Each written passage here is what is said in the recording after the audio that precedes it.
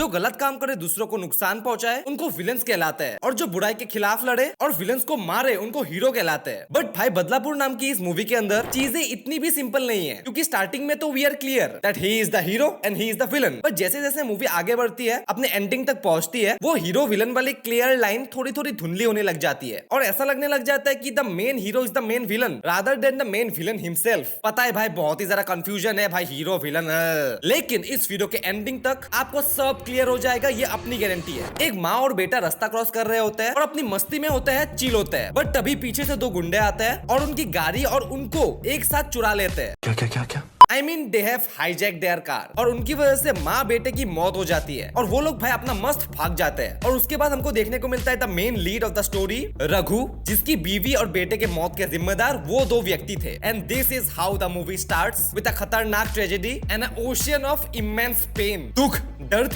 पीड़ा। अब जिस व्यक्ति ने उन दोनों को मारा और राघव / रघु से उसकी मुलाकात होती है, रघु उसको बहुत मारता है, लेकिन पुलिस बीच में आती है। अब भाई एक कातिल तो मिल गया, अब रघु को है दूसरे की तलाश। हर जगह इन्वेस्टिगेशन करता है, उसको ढूंढता है। लायक की एक बचपन की दोस्त से मिलता है जिससे लायक प्यार भी करता था और प्रोफेशन से एक प्रोस्टिट्यूट थी। रघु उसको पैसा देता है और लायक से पूछने के लिए बोलता है कि अपने पार्टनर का नाम बता जो तेरे साथ इस केस में था, लेकिन लायक उसको कुछ नहीं बताता। और उसके बाद रघु और लायक की दोस्त के बीच में खपाखप। उसके बाद भाई लायक को जेल हो जाती है 20 साल। भागने की कई बार कोशिश करता है बट हर बार फेल होता है। अब काफी सारा टाइम बीतता है, 15 साल बीत जाते हैं और जब हमें 15 साल के बाद लायक को दिखाया जाता है तो वो एक जेल के बंदे को मारते हुए दिखाता है, क्योंकि वो बंदा उसको ट्रिगर कर रहा था, उसको कुछ उल्टा सीधा बोल रहा था और गुस्से में आके वो उसको मारने के लिए चला जाता है। और इससे ये पता लगता है कि भाई उसका दिमाग थोड़ा सा गर्म है और जेल के अंदर भाई उससे पहले कितने सारे क्राइम्स किए होंगे या फिर नहीं भी किए होंगे उसके बारे में हमको पता नहीं है। और दूसरी तरफ रघु जो फुल्ली डिप्रेस्ड है, खुशी नाम की कोई भी चीज उसकी डिक्शनरी में एग्जिस्ट नहीं करती। और तभी एक दिन एक औरत उसके घर आती है और उसको बोलती है कि लायक को हो चुका है स्टोमक कैंसर, सिर्फ 1 या 1.5 साल का समय है उसके पास। सो रघु से रिक्वेस्ट करती है कि उसको माफ कर दो, 15 साल बीत चुके हैं और उसको अपने 1 साल इज्जत के साथ समाज में शांति से बिताने दो जेल के बाहर। पर रघु भी लाइक नाम चाहिए मुझे उसका, सेकंड पार्टनर का नाम बता। अब जब रघु को पता चली चुका है कि लायक is suffering from cancer, stomach cancer, उससे वो मिलने जाता है और बोलता है कि तुझे अगर बाहर निकलना है तो मुझे बस उसका नाम बता। एंड लायक भी लाइक नहीं। और रघु भी कम थोड़ी है, बोलता है मर साले जेल में, सड़ जेल में ही मरेगा तू। ना खराब लगता है, ना खराब लगता है। अब इसी डिसीजन को लेने के बाद लायक की माँ रघु के घर जाती है और उसको उसके पार्टनर का नाम बता देती है, क्योंकि तभी उसका बेटा जेल से बाहर निकलेगा। माँ बीइंग अ माँ, और उस पार्टनर का नाम होता है हरमान। और उसके बाद सीन ऐसे स्विच होता है और रघु एक अबला नानी की मदद करता है जो रात के 12 बजे रोड पे अकेली थी। अब उसकी मदद करने के बाद उससे फिर से मिलता है और तब हमें पता चलता है कि she is the wife of Herman. Herman की बीवी थी वो। हरमान के घर चला जाता है लंच के लिए और फिर दोनों को ब्लैकमेल करता है कि let your wife sleep with me, नहीं तो मैं पुलिस को कॉल करूंगा अभी के अभी, और तूने जो ये बड़ा एम्पायर खड़ा किया है ना वो सब खत्म हो जाएगा। By the way Herman was very rich. Herman गिड़गिड़ाता है, रोता है और लायक का शेयर जो हरमान के पास था वो भी उसको देने के लिए रेडी हो जाता है कि लायक का शेयर भी तू ले ले, बस मुझे छोड़ दे। बट रघु नहीं मानता और बोलता है तेरी बीवी चाहिए मेरे को, और वो मान जाती है सिर्फ अपने पति के लिए।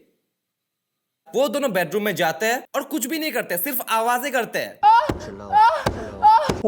जिसको सुनने के बाद भाई हरमान के लिए टॉर्चर से कम नहीं था। और उसके बाद चुपचाप चला जाता है कि मैं वापस फिर से आऊंगा। अब सीन स्विच होता है लायक की ओर। वो जेल से रिहा होता है, आजाद होता है, कुछ टाइम मस्ती करता है क्योंकि आखिरी के कुछ दिन है। अरमान को कॉल करता है और बोलता है मेरे पैसे लाओ। और इसी पॉइंट पे आप एक बार सोच के देखो, बंदा भाई 15 साल तक जेल में रह गया, लेकिन अपने दोस्त जो बिल्कुल भी लॉयल नहीं था उसका नाम तक नहीं बताया। जेल में भाई टॉर्चर खाता रहा। अब मुझे नहीं लगता कि ये उनकी दोस्ती थी, नहीं लगता मुझे, क्योंकि कोई भी बंदा भाई अपनी दोस्ती के थोड़ी 15 साल तक जेल में रहेगा। वो उसका अपना पर्सनल मोटिव था कि मेरी बाहर की लाइफ इतनी घटिया है कि मुझे जेल भी मंजूर है। अगर मुझे जेल से बाहर निकलने के बाद एक अच्छी लाइफ मिले, क्योंकि बाहर निकलने के बाद अगर उसको करोड़ों रुपए मिलते हैं वो अपने प्यार के साथ मौज मारेगा। लेकिन थोड़ा सा दोस्ती का पॉइंट भी आ जाता है, क्योंकि जब उसको पता चलता है कि भाई मैं तो मरने ही वाला हूँ, फिर भी वो हरमान का नाम नहीं बताता। अब भाई दोस्ती भी है या फिर पर्सनल मोटिव या फिर दोनों है, मुझे नहीं पता। अब उसके बाद फिर एक दिन रघु हरमान के घर जाता है और वो घर पे नहीं होता, सिर्फ उसकी पत्नी होती है। पत्नी को बोलता है जाओ ये कपड़े पहन के आओ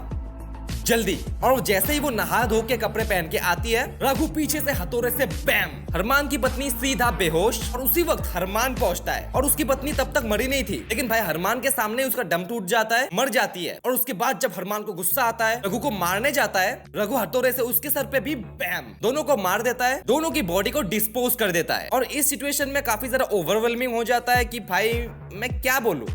मतलब सही क्या या गलत, मैं क्या बोलूं। और फिर वो लायक से मिलता है और उसी कन्वर्सेशन के दौरान लायक को पता चलता है कि रघु के पास ही पैसे है और रघु के पास पहुंचता है, रघु पे अटैक करता है, दोनों एक दूसरे को थोड़ा बहुत तोड़ते हैं और फिर रघु लायक को बताता है कि मैंने तेरे दोस्त और उसकी बीवी को कैसे मारा। लायक को तो पहले पहले विश्वास नहीं होता, लेकिन जब विश्वास होता है वो कुछ ऐसा बोलता है जिससे हमारी जो ओवरवेलमिंग सिचुएशन थी वो थोड़ा क्लियर होने लग जाता है। क्योंकि देखो भाई, मूवी के स्टार्टिंग से ही लायक की सिचुएशन हमको दिखाई गई है कि उसको सिर्फ पैसों से मतलब है, बिकॉज ही इज एक्सट्रीमली पोर। उसकी माँ चाय की टपरी पे काम करती है, समोसे बनाती है, चाय बनाती है, और मुझे बिल्कुल भी नहीं लगता कि भाई वो भी कुछ काम करता होगा, या फिर करता भी होगा तो बहुत ही छोटे मोटे काम करता होगा जिससे उसका सर्वाइवल बहुत ही ज्यादा मुश्किल से होता होगा और प्यार के साथ भागने का सपना सपना ही रह जाएगा। और हो ना हो शायद इसी वजह से वो अपने दोस्त के साथ मिलकर प्लान बनाता है कि एक बार, सिर्फ एक बार बैंक को लूटता है और अपनी लाइफ सेट एकदम मस्ती में जिएंगे रे बाबा। बट जैसे ही उसने सक्सेसफुली बैंक लूटा, गाड़ी को हाईजैक किया, वो चाहता तो दोनों माँ बेटे को उसी स्पॉट पे मार सकता था ताकि उसको गाड़ी आराम से मिल जाए, लेकिन शायद शायद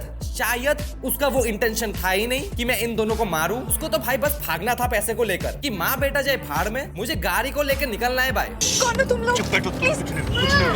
बट भाई उसी वक्त स्टोरी में आता है तड़का। पुलिस की होती है एंट्री, पुलिस चेस करती है उनको, काफी जरा केओटिक सिचुएशन होती है, पुलिस पीछे पड़ी है, एक्सीडेंटली बेटा गाड़ी से नीचे गिर गया, उसके बाद ऑब्वियसली माँ पगला जाती है, चिल्ला रही है, हाथ में है बंदूक सेफ्टी के लिए, भाई गाड़ी भी चला रहा हूँ, पुलिस पीछे है, बेटा गिर गया, माँ भी हल्ला कर रही है, भाई ऊपर से दिमाग होता है खराब। इतने केओटिक सिचुएशन में बूम चला दी गोली, माँ गई मर। अब अपनी जान की खैर मनाओ, भागो। अब आप एक बार इस सिचुएशन को थोड़ा सा ठंडे दिमाग से सोच के देखो कि एक ऐसा व्यक्ति जिसका दिमाग वैसे ही गर्म होता है ऐसे केओटिक सिचुएशन में फंस जाता है और उससे गोली चल जाती है, और क्या पता इससे पहले उसने कोई क्राइम किया भी ना हो, ये उसका पहला अटेम्प्ट हो, और पहले अटेम्प्ट में ही भाई 2 लोगों की मौत। अब दोस्त और पैसे को बीच में छोड़ के वो आगे जाके खुद ही सरेंडर कर देता है कि भाई मैं तो ड्राइवर हूँ, मैंने कुछ नहीं किया, झूठ बोलता है ऑब्वियसली। अब पकड़ा जाता है, सजा होती है 20 साल की जेल। अब भाई मैं ये सोच रहा था कि वो चाहता तो खुद पैसों को लेके भाग के अपने दोस्त को फंसा सकता था, लेकिन पता नहीं उसने क्यों नहीं किया। अब फिर से दोस्ती आ गई या फिर ट्रस्ट इश्यूज आ गए कि मेरा ये दोस्त मेरा नाम ना ले ले। बट भाई अगर नाम लेता भी तो वो पैसा को लेकर कब का बैंकॉक निकल जाता ना, बट फिर भी उसने खुद को सेक्रीफाइस किया।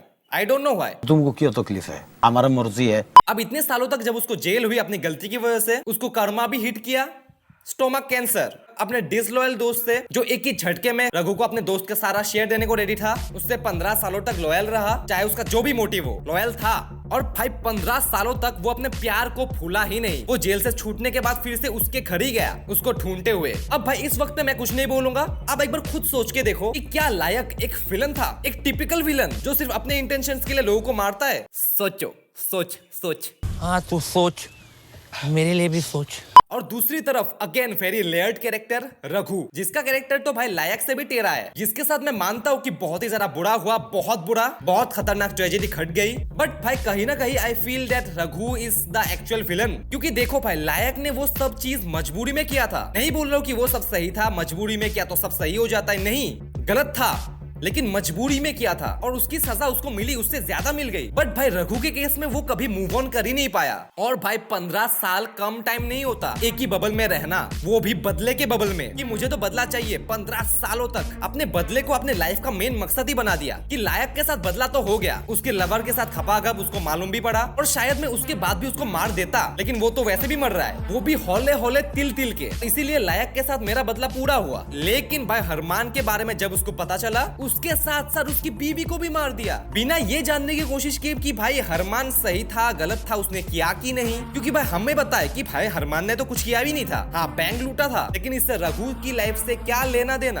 वो तो बैंक लूट के चला गया। और बेचारी भाई हरमान की बीवी बिना बात के उसको भी ब्रूटल तरीके से मार डाला। एंड ये सब करने के बाद द मेन हाईलाइट इज, ये सब उसने अपने ठंडे दिमाग से किया है, अपने कॉन्शियस माइंड से किया है, सब जानबूझ के किया है। भाई इसको हीरो बोलोगे, मैं तो मॉन्स्टर बोलूंगा भाई। रघु और लायक के बीच में फर्क ही क्या रहा, ये लायक खुद बोलता है, ये फर्क क्या है, मैं तो सजा काट के आ गया, और तूने तो उन लोगों का खून किया है अपने ठंडे दिमाग से जिनकी कोई गलती ही नहीं थी, पूरे बेकसूर। अब आप बोलोगे पूरा दिमाग लगा के कि मैं बहुत कूल बात कर दूंगा, कि भाई बता, लायक ने जो उन दोनों को मारा वो बेकसूर नहीं थे, भाई थे, लेकिन सिचुएशन में आके मर गए, मार डाला सिचुएशन में आके। ऐसा प्लान करके नहीं आए थे घर से कि मैं इन दोनों को मारने आऊंगा, लेकिन रघु तो मारने ही आया था। फर्क समझ रहे हो, समझ रहे हो? और भाई एंडिंग में तो लायक उसका मर्डर का इंजाम भी अपने सर ही ले लेता है, क्योंकि रघु बस पकड़ा ही जाने वाला था। पुलिस वाले को तो पता चल ही चुका था, बस सबूत मिलने की देर थी। लेकिन लायक उसका इल्जाम भी अपने सर ले लेता है ताकि रघु को दूसरा चांस मिल सके। And he is mature enough to understand that कि भाई इन सब में किसी का फायदा नहीं होना, मेरी लाइफ तो खत्म ही हो गई। और भाई द ट्रेजेडी इज वो जेल में ही मर गया, पर Raghu on the other hand अपनी पूरी लाइफ एक बदले के नाम कर दी। अब भाई बदला तो पूरा हो चुका, लायक मर गया,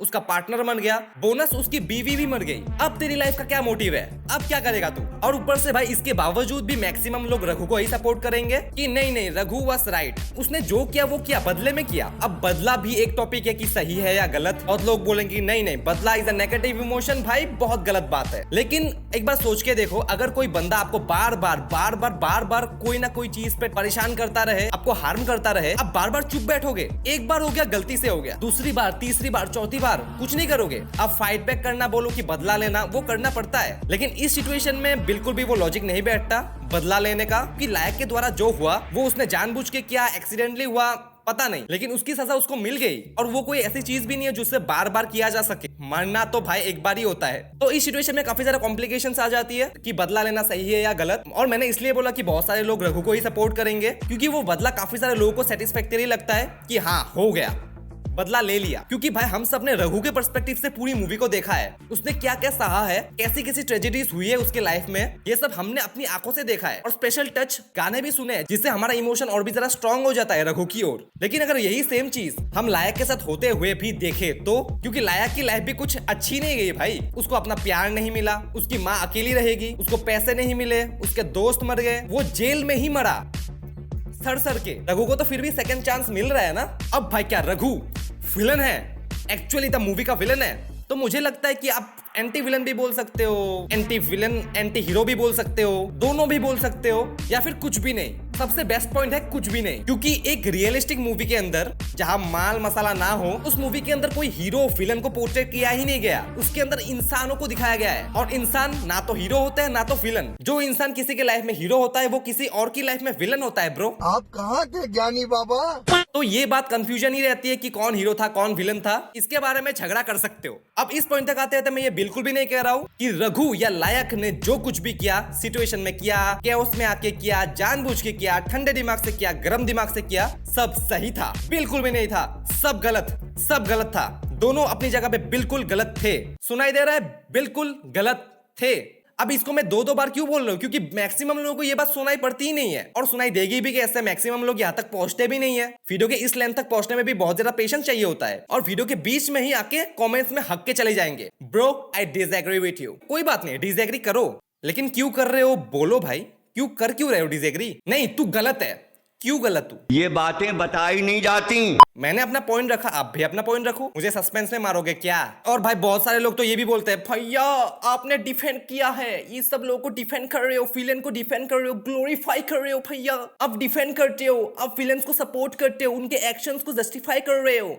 मैंने हर वीडियो के एंडिंग में बोला है कि भाई मैं किसी भी एक्शन को जस्टिफाई नहीं कर रहा हूं, मैं बस विलन्स का पर्सपेक्टिव बता रहा हूं कि they are not villain without a cause. लेकिन उनका दिमाग तो है ही नहीं, लेकिन भाई भगवान ने कान दिए ना। मैं बोल रहा हूं कि सब गलत थे, वो किसी ने सही काम नहीं किया मूवी के अंदर, लायक ने भी नहीं, रघु ने भी नहीं।